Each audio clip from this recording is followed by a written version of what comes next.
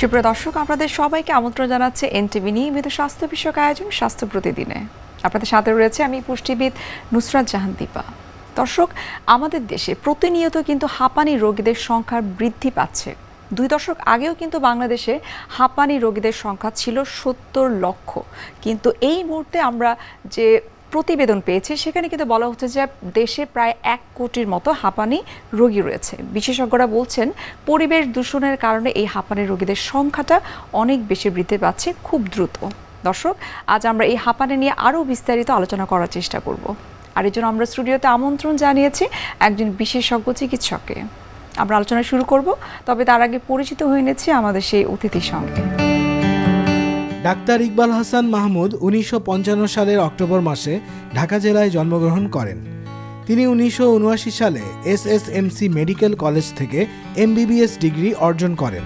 এরপর তিনি চিকিৎসা বিজ্ঞানে উচ্চতর পিএইচডি ডিগ্রি লাভ করেন। বর্তমানে তিনি ল্যাবএইড হসপিটালে বক্ষব্যাধি বিভাগের কনসালটেন্ট হিসেবে কর্মরত। স্যার, আপনাকে স্বাগত আমাদের আজকের অনুষ্ঠানে। অনেক ধন্যবাদ নুসরাত আপনাকে এবং এনটিভির দর্শক আপনাদের জন্য রইল শুভকামনা। স্যার, আমরা অধিকাংশ ক্ষেত্রে স্যার দেখে থাকি যে বয়স্কদের মধ্যে কমন ডিজিজ হচ্ছে হাঁপানি। বয়স্ক ছাড়াও শিশুদের মধ্যে হাঁপানিজনিত সমস্যা দেখে থাকি। স্যার, হাঁপানি আসলে কি? অনেক অনেক বক্ষব্যাধি এবং অনেক হৃদরোগের বহিঃপ্রকাশ হলো শ্বাসকষ্ট। হাঁপানি একটি শ্বাসকষ্ট। অনেক শ্বাসকষ্টের মধ্যে হাঁপানি একটি। হাঁপানি বেশিরভাগ ক্ষেত্রে অ্যালার্জির জন্য হয়ে থাকে, বেশিরভাগ ক্ষেত্রে বংশগত একটা ধারার উপস্থিতি থাকে। সেখানে দেখা যায় যে কোনো কারণে যদি শ্বাসনালীতে অ্যালার্জির প্রবেশ ঘটে, সেটা হাউস ডাস্ট মাইট হোক, সেটা যে কোনো কারণে হোক, পরিবেশ দূষণের জন্য হোক, তাহলে শ্বাসনালীগুলোতে অতি সংবেদনশীলতা সৃষ্টি করে শ্বাসনালীগুলো সরু হয়ে যায়। ফুসফুস কিন্তু অক্ষতই থাকে, শ্বাসনালীগুলো সরু হয়ে যাচ্ছে, ওখানে অনেক তরল পদার্থ জমছে, ওখানে শ্বাসনালীগুলো ব্লকড হয়ে যাচ্ছে। রোগী শ্বাস নিতে পারছে কিন্তু শ্বাস ফেলতে পারছে না। এক নিদারুণ কষ্টের নাম এই হাঁপানি। তো হাঁপানি হলে মানুষ যে আমরা দূর থেকে বুঝতে পারি যে একজন হাঁপানি রোগী বা অন্য কোনো কারণে তার শ্বাসকষ্ট হয়েছে কিনা। তো হাঁপানি মোটামুটি এই একটা এমন একটা রোগ যেটাকে আমরা যদি সংজ্ঞা বলি, এটা একটা বেশিরভাগ ক্ষেত্রে অ্যালার্জিজনিত এবং এটা নিজে নিজে ভালো হয়ে যেতে পারে অথবা ওষুধের মাধ্যমে এটা আবার রিভার্স, দ্যাট ইজ আবার সুস্থ হয়ে যায় রোগী। সেটাই হলো হাঁপানি। কিন্তু আরেকটা রোগ আছে সিওপিডি, সেটা কিন্তু রিভার্স আর হয় না, কিন্তু হাঁপানি কিন্তু রিভার্স হয়। অর্থাৎ আবার যখন শ্বাসের আক্রমণ চলে যায়, তখন অ্যালার্জির সংক্রমণ চলে যায়, অ্যালার্জির সংবেদনশীলতা চলে যায়, তখন রোগী আবার বেশ ভালো আছে। কিন্তু হঠাৎ করে দেখা যায় তার তীব্র শ্বাসকষ্ট হয়ে গেল। এখন প্রায় 1.5 কোটি রোগী হাঁপানি ঠিক নয়, শ্বাসকষ্টে ভুগছে। মেট্রোপলিটন সিটিগুলিকে আমরা বলি যে একটা গ্যাস চেম্বার হয়ে গেছে। তীব্র বায়ু দূষণ, সেখানে আপনি সালফার ডাইঅক্সাইড বলুন, ভাসমান বস্তু কণা যে সাসপেন্ডেড এয়ার পার্টিকেল, লিড বা সীসা, কার্বন মনোক্সাইড, এরকম অনেক অনেক বিষাক্ত পদার্থে ঢাকা শহর একদম ভরপুর হয়ে গেছে। তো এই ঢাকার বাতাস যখন আমরা নেই, আপনি দেখবেন যে এখন একটা ইউরোপিয়ান কান্ট্রিতে গেছেন বা আমেরিকার নিউ ইয়র্ক সিটি না অন্যান্য সিটিতে গেছেন, দেখবেন যে সেখানে বায়ু দূষণ নেই, রোগী কিন্তু সহজে তার শ্বাসকষ্ট হচ্ছে না। কিন্তু আমাদের দেশে এত ছোট্ট একটি দেশ, 18 থেকে 20 কোটি লোকের বসবাস, ঠাই নাই ছোট সেতুরির মতো অবস্থা। তো জায়গা নাই, একটা ঘরের মধ্যে অসংখ্য মানুষ বাস করছে, পরিবেশ দূষিত হয়ে গেছে একেবারে ঢাকা শহরটা। তো এখন এই যে পরিবেশ দূষণ, এটাও তো অ্যালার্জি হিসেবে কাজ করছে। তো অ্যালার্জির জনিত কারণেই ম্যাক্সিমাম ক্ষেত্রেই এই শ্বাসকষ্টটা হয়ে থাকে। এবং এর একটা বংশগত ধারার উপস্থিতি থাকে, যে মা, বাবা, চাচা, ফুপু, খালা বা এরকম দাদা, দাদি কারো একটা অ্যাজমা ছিল। যখন একটা অ্যাজমা রোগী আসে, আমরা জিজ্ঞেস করি আপনার বংশে কারো কি হাঁপানি ছিল বা আছে? বলে হ্যাঁ, আমার দাদির ছিল, আমার দাদার ছিল, আমার ফুপুর ছিল, এরকম একটা উপস্থিতির কথা বলে। স্যার, হাঁপানি বেসিক যে লক্ষণগুলো রয়েছে সেটি একটু জানতে চাই। বেসিক লক্ষণ হচ্ছে যে রোগী প্রথম দিকে খুশখুশ করে কাশবে, যখন অ্যালার্জির তার ভরপুর হয়ে যাবে শ্বাসনালীগুলো, খুশখুশ করে কাশবে, বিভিন্ন অ্যালার্জিক ম্যানিফেস্টেশন দেখা দিবে। দেখা যাবে সর্দি হয়েছে, চোখ লাল হয়ে গেছে, নাক দিয়ে চোখ দিয়ে পানি পড়ছে, কারো কারো সাইনোসাইটিস হয়ে গেছে, কারো কারো এক্সিমা কিন্তু অ্যালার্জিক একটা ম্যানিফেস্টেশন, চর্মরোগ যেটা এক্সিমা বলি। তারপর দেখা যাবে যে কাশতে কাশতে তার শ্বাসকষ্ট শুরু হয়ে গেছে, সে শ্বাস নিতে পারছে কিন্তু শ্বাস ফেলতে পারছে না। এই যে শ্বাস ফেলতে তার কষ্ট হচ্ছে, সেজন্য একটা সাউন্ড হচ্ছে। আমরা স্টেথোস্কোপ বসালেই আমরা দেখি যে একটা, আমরা বলি যে রংকাই বাঁশির মতো শ্বাস একটা শব্দ হচ্ছে। বা অনেক সময় যখন তীব্র শ্বাসকষ্ট হয়, তখন রোগী যখন আমার চেম্বারে, আমার রুমে ঢুকে, তখন একটা দূর থেকে একটা আওয়াজ পাই বাঁশির মতো, সেটাকে আমরা বলি হুইস। এই হুইস আমরা দেখলেই বুঝতে পারি যে এটা তার শ্বাসকষ্টের লক্ষণ। তবে শ্বাসকষ্টের লক্ষণ মাঝে মাঝে এমন তীব্র আকার ধারণ করে যে 3 দিন 4 দিন হয়ে গেছে, তখন আমরা বলি এটা সিভিয়ার, অ্যাকিউট সিভিয়ার অ্যাজমা। তখন সেটা কিন্তু একটা মেডিকেল এমার্জেন্সি, তখন তাকে হাসপাতালে ভর্তি করে তাকে চিকিৎসা করতে হবে, না তো রোগীর জীবন বিপন্ন পর্যন্ত হতে পারে। কারণ আরেকটা ব্যাপার নুসরাত আপনাকে বলি, যে অ্যালার্জির কথা বললাম, বংশগত ধারার উপস্থিতির কথা বললাম, আরেকটি ব্যাপার আছে যে সেটা হচ্ছে যে মধ্য বয়সে মহিলাদের বিশেষ করে হয়, পুরুষদেরও হতে পারে, যে এখানে কোনো অ্যালার্জির ভূমিকা নেই, এখানে কোনো বংশগত ধারার উপস্থিতি নেই, কিন্তু মানসিক উদ্বেগ, উৎকণ্ঠা, দুশ্চিন্তা, বা কেউ মারা গেছে, আত্মীয় স্বজন মারা গেছে, তার যে একটা, বা টাকা হারিয়ে ফেলেছে, বিভিন্ন রকমের সমস্যা নিয়ে সমস্যা জর্জরিত হয়ে এক পর্যায়ে দেখা যায় তার তীব্র শ্বাসকষ্ট হলো। বিশেষ করে স্বামী স্ত্রীর মধ্যে ঝগড়া, শাশুড়ি বউয়ের সম্পর্কে টানাপোড়েন, এগুলোতে মহিলারা খুব বেশি শ্বাসকষ্টে ভোগে। এখানে সেই সনাতনী অ্যাজমার ওষুধ দিয়ে কিন্তু কাজ হবে না। সেখানে যদি আমরা রোগীকে কাউন্সিলিং করি, রোগীকে যদি অ্যান্টি ডিপ্রেসেন্ট দিই, তাদের মধ্যে যদি একটা কাউন্সিলিং করে তাদের ঝগড়াঝাটি দূর করিয়ে দিতে পারি, মনোমালিন্য বা তার উদ্বেগ উৎকণ্ঠা দূর করে দিতে পারি, তাহলে রোগী কিন্তু ভালো হয়ে যায়। নন অ্যালার্জিক অনেক সময় হাঁপানি হয়ে থাকে, এই ক্ষেত্রে কি কোনো মেডিকেশনের দরকার আছে? আমি সেটা বললাম যে এখানে সনাতনী অ্যাজমার যে ওষুধ আমরা বিভিন্ন দিয়ে থাকি, মন্টেলুকাস্ট, ডক্সোফাইলিন, ইনহেলার, এখানে এগুলোর খুব একটা ভূমিকা নেই। কাউন্সিলিং এর খুব ভূমিকা আছে, যে কারণে মহিলাটির বা পুরুষটির এই মানসিক দ্বন্দ্ব, মানসিক চাপটা যদি আপনি কাউন্সিলিংয়ের মাধ্যমে দূর করতে পারেন, মানে চিকিৎসককে হতে হবে কি, চিকিৎসক একজন মানে গার্ডিয়ানের মতো, তাকে ডাকতে হবে, তাকে রোগীর হিস্ট্রি নিতে হবে যে কি আপনি কি মানসিক উৎকণ্ঠা উদ্বেগে ভুগছেন, স্বীকার করবে রোগী। তখন যদি আপনি তার কী কারণটা যদি বের করেন, যে তার স্বামীর সঙ্গে মনোমালিন্য হচ্ছে, শাশুড়ির সঙ্গে, এটা যদি মিলিয়ে দিতে পারেন, তাহলে দেখা যায় তার হাঁপানি থাকছে না, হাঁপানি ভালো হয়ে গেছে, একটু অ্যান্টি ডিপ্রেসেন্ট দিয়ে দিলেই রোগী বেশ ভালো হয়ে যায়। আরেকটা ক্ষেত্রে, শিশুদের ক্ষেত্রে, এখানেও মনে করেন যে কৃমি হয়েছে, পেট ভর্তি কেঁচো কৃমির জীবন প্রবাহ। এখন তো শিশুরা দেখেন না বাইরে খোলা আঢাকা খাবার খাচ্ছে, বাংলাদেশের বেশিরভাগ শিশু, বিশেষত গ্রামাঞ্চলে বা যারা বস্তিতে থাকে, পেট ভর্তি কৃমি আছে। এদের এই কৃমির জীবনচক্রের একটি সময় এটা ফুসফুস অতিক্রম করে, তখন কিন্তু প্রচণ্ড তার শ্বাসকষ্ট হয়। এটা একদম হাঁপানির মতো টিপিক্যাল সাইন সিমটম নিয়ে আমাদের কাছে আসে। তখন যদি তাকে মোটামুটি শ্বাসকষ্টটা দূর করে তাকে এক কোর্স ডিওয়ার্মিং করে দেন, মানে কৃমিনাশক ওষুধ দিয়ে দেন, তাহলে কিন্তু তার আর শ্বাসকষ্ট হবে না। তবে বাংলাদেশে আমরা বলি শিশুকে 5 মাস বা 6 মাস পরপরই কৃমিনাশক ওষুধ দিতে হবে, এবং শিশুকে যখন দিবেন বাসার পরিবারের সবাই খেয়ে নেবেন। কারণ এটা তো দেখা যাচ্ছে যে বাসার মেইড সার্ভেন্ট একটা আছে, তার পেটে কৃমি, সে রান্না করছে, কৃমি তার নখের মধ্যে কৃমির ডিম রয়ে গেছে, এইভাবে ছড়িয়ে যাচ্ছে। অনেক পরিবেশ দূষণ, এটাও একটা পরিবেশ দূষণ। ঘরের মধ্যে দেখা যাচ্ছে যে প্রপার স্যানিটেশন হচ্ছে না, পানিটা আনহাইজিনিক, দূষিত পানি খাচ্ছেন, নিরাপদ পানি নাই, খাবার দূষিত, বাচ্চারা স্কুলে গিয়ে বিভিন্ন রকমের হজমি এগুলো খাচ্ছে, ফুচকা খাচ্ছে, আটা খাবার খাচ্ছে, এগুলোর মাধ্যমে কৃমি ঢুকে, যেমন জন্ডিসের জীবাণু ঢুকে, টাইফয়েডের জীবাণু ঢুকে, এগুলো এই অর্থাৎ মোট কথা অস্বাস্থ্যকর পরিবেশ থেকে হতে পারে। খাবার মানে নিরাপদ পানীয় এর কোনো বিকল্প নেই, বিশুদ্ধ পানীয়ের কোনো বিকল্প নেই, পানিটা হতে হবে একেবারে পরিচ্ছন্ন পানি। জি স্যার, এই যে আপনি বলছিলেন যে বাচ্চাদের ক্ষেত্রে অনেক সময় দেখা যায় কৃমির কারণে তার হাঁপানিজনিত সমস্যা হতে পারে। কৃমির কারণে হাঁপানি হচ্ছে না, হাঁপানির মতো লক্ষণ এই যখন জীবন চক্রে একটি, আমি বললাম যে একটি অংশে সে ফুসফুস অতিক্রম করে, সে কৃমিগুলো, লার্ভাগুলো, তখন তার টিপিক্যাল একেবারে হাঁপানির মতো সাইন সিমটম নিয়ে আসে। তখন ডিওয়ার্মিং করতে হয়, কৃমিনাশক ওষুধ তাকে দিতে হয়। সেই সময়টিতে তার শ্বাসকষ্ট তাকে দূর করে নিতে হবে। সেই সময়টিতে আপনি তাকে কৃমির ওষুধ খাওয়াতে পারবেন না, তার শ্বাসকষ্ট দূর করে তারপরে আপনি তাকে কৃমিনাশক ওষুধ দিন, তাহলে ভালো হয়ে যাবে।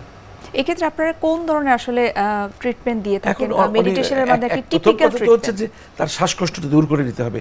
সেখানে হয়তো টিপিক্যাল আসছে এক কোর্স, আবার অনেক সময় স্টেরয়েড দিয়ে তার শ্বাসকষ্ট দূর করতে হয়, নেবুলাইজ করতে হয়। নেবুলাইজ করলে দেখা যাচ্ছে শিশু বেশ ভালো হয়ে গেছে। তারপরে আপনি আস্তে ধীরে তাকে কৃমিনাশক ওষুধ দিন, কারণ সেটা তো অলরেডি ক্রস করে গেছে কৃমিটা, সেই লার্ভাগুলো। তো এটা অনেকে ভুল করে ফেলে এটা, এবং শিশুকে নিয়মিত কৃমিনাশক ওষুধ দিতে হবে বাচ্চাদের। এবং আমি আরেকটা কথা বলি যে পরিবারের সবাই মিলেই কিন্তু তখন একসাথে কৃমি ওষুধটা খাবে। আচ্ছা, এক্ষেত্রে স্যার এখন একটু বয়স্কদের ক্ষেত্রে জানতে চাই, এই যে তাদের যে হাঁপানির সমস্যাটা হয়, আমরা অধিকাংশ ক্ষেত্রে দেখে থাকি যে বয়স্ক মানুষ মাত্রই তাদের একটা হাঁপানিজনিত সমস্যা থাকে। এর বিশেষ কোনো কারণ আছে না? বয়স্ক মাত্রই হাঁপানি না, ওই বললাম হাঁপানি একটা শ্বাসকষ্ট একটা বড় ক্যানভাসে পড়ছে। মনে করেন একটা বয়স্ক মানুষ, সে শৈশব থেকে ধূমপান করছে, ধূমপান করতে করতে তার দেখা যায় ক্রনিক ব্রঙ্কাইটিস উইথ এমফাইসেমা, যেটা আগে বলতাম আমরা এখন সিওপিডি বলি, তার শ্বাসকষ্ট দেখা দিয়ে গেছে। হয়তো ইন্টারস্টিশিয়াল লাং ডিজিজ ডেভেলপ করছে, বা কোনো কারণে তার যক্ষা হয়েছিল, ফুসফুসের একটা বড় অংশ নষ্ট হয়ে গেছে, এখন সে শ্বাসকষ্টে ভুগছে। তার ক্যান্সার হয়েছে, বা টিবি হয়ে তার বড় একটা অংশ নষ্ট হয়ে গেছে, নিউমোনিয়া হয়ে বড় একটা অংশ নষ্ট হয়ে গেছে ফুসফুসের, এটা আমরা বলি ডেস্ট্রয়েড লাং। তখন রোগী শ্বাসকষ্ট নিয়ে আসে, বলে যে স্যার আমার তো হাঁপানি হয়েছে। এখন হাঁপানি রোগী কিন্তু আমরা এত বছর ধরে যে বক্ষবিদ্যা প্র্যাকটিস করছি, আমি তো সিনিয়র মোস্ট বক্ষবিদ্যা বিশেষজ্ঞ বাংলাদেশের, আমরা দেখলেই বুঝি যে কোনটা হাঁপানি কোনটা নন হাঁপানি। সেটা তখন আমি যেটা করি, অনেক চিকিৎসক আছে কথায় কথায় সিটি স্ক্যানিং করে ফেলে, পয়সা নষ্ট করার দরকার নেই। বাংলাদেশের রোগীরা তো খুব গরিব, তাদের দিকে দেখতে হবে। একটা এক্সরে কিন্তু আপনার সব প্রশ্নের উত্তর দিয়ে দিচ্ছে। একটা সিম্পল একটা এক্সরে করুন, এক্সরে করে দেখুন যে তার ফুসফুসটি কেমন। যদি সিওপিডি হয়, ফুসফুসটা বাতাসে কালো কুচকুচে হয়ে গেছে, হার্টটা টিউবুলার হয়ে গেছে। হাঁপানিতে কিন্তু এক্সরেতে খুব একটা পরিবর্তন আসবে না, নর্মাল হাঁপানিতে। তারপরে যদি তার হাঁপানি অনেক বছর যদি হাঁপানি থাকে, তার কমপ্লিকেশনে হার্ট ফেলিওর হতে পারে, রাইট সাইডেড হার্ট ফেলিওর হতে পারে। তখন যদি হার্টটা বড় হয়ে গেছে, অর্থাৎ একটা এক্সরে আপনাকে অনেক প্রশ্নের উত্তর দিচ্ছে। একটা ফুসফুসের বড় অংশ নষ্ট হয়ে গেছে, তার লাং ক্যান্সার হয়েছে, এক্সরে দেখলেই বোঝা যাবে। তার সিটি স্ক্যানিং তো কথায় কথায় সিটি স্ক্যানিং দেওয়ার কোনো প্রয়োজন নেই, আর 10,000 12,000 টাকা খরচ করা কি দরকার আছে? প্রাথমিক অবস্থায় একটা এক্সরে করলে মোটামুটি হাঁপানির যে লক্ষণ বা হাঁপানি তার হয়েছে কিনা সেটাকে ডায়াগনোসিস করা যায়। স্যার, আমরা হাঁপানি কত ধরনের বা ক্যাটাগরি সেটা একটু জানার চেষ্টা করব, তবে তার আগে আমরা একটু দেখে নিচ্ছি আমাদের স্বাস্থ্য প্রতিদিনের নিয়মিত আয়োজন কি খাবেন কেন খাবেন এই সেগমেন্টটি। সুপ্রিয় দর্শক, আপনারা দেখছেন এনটিভি নিয়মিত স্বাস্থ্য বিষয়ক আয়োজন স্বাস্থ্য প্রতিদিন। এই পর্যায়ে আমরা দেখে নিচ্ছি বিভিন্ন খাদ্যের পুষ্টি গুণাগুণ নিয়ে পুষ্টিবিদের পরামর্শ।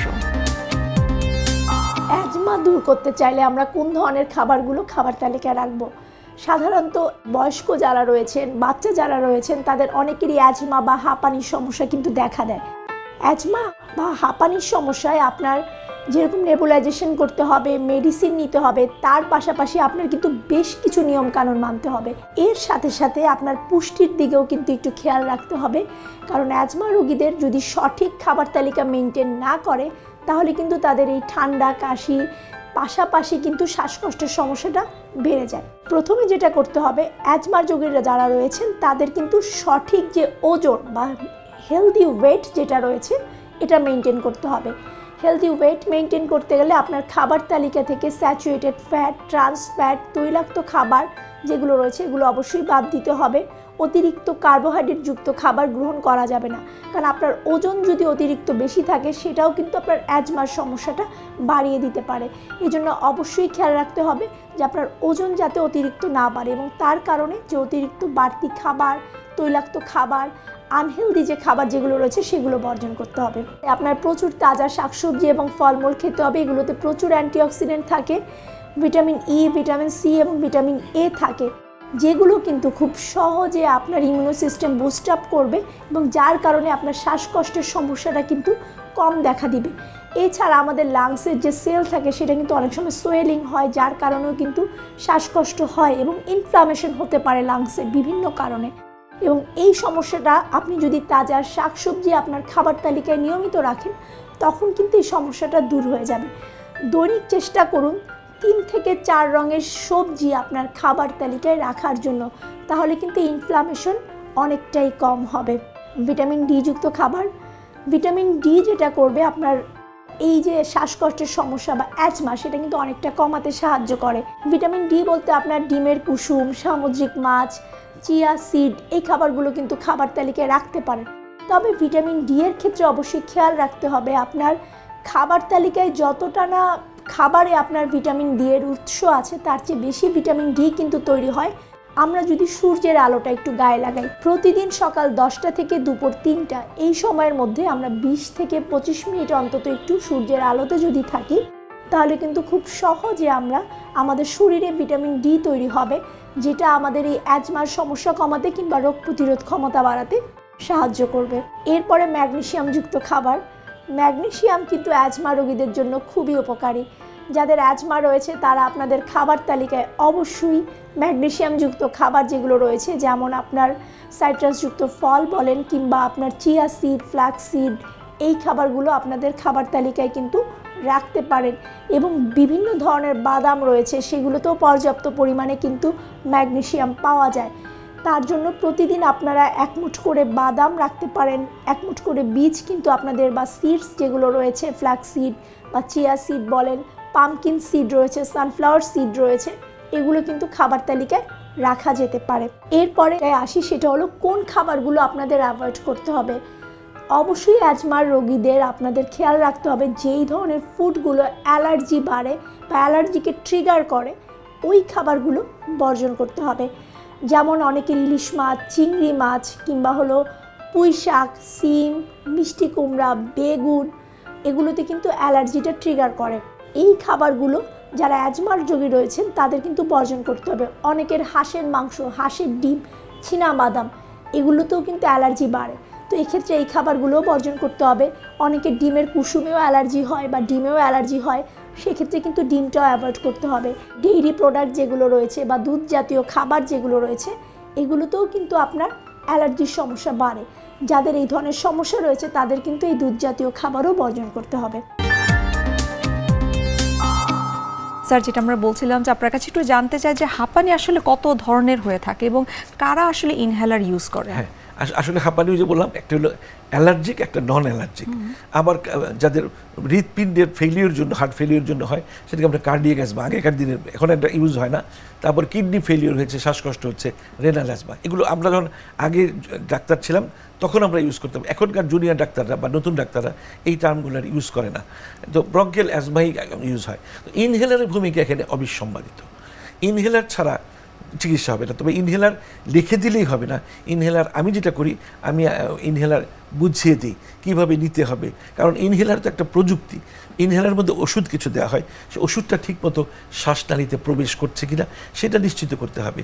আর আমি রোগীকে প্রথমে একটা ফেনো টেস্ট করি, জিহ্বার উপরে একটা পাতার মতো আছে স্ট্রিপ, ওটা দিয়ে দেখি যে কতটুকু তার ফুসফুসের মধ্যে অবস্ট্রাকশন আছে, ফুসফুসের মধ্যে শ্বাসনালীতে অবস্ট্রাকশন আছে, শ্বাসনালীতে ছোটো ছোটো ঘা হয়, কতখানি হয়েছে, সেই অনুযায়ী আমি ইনহেলার নির্ধারণ করার চেষ্টা করব।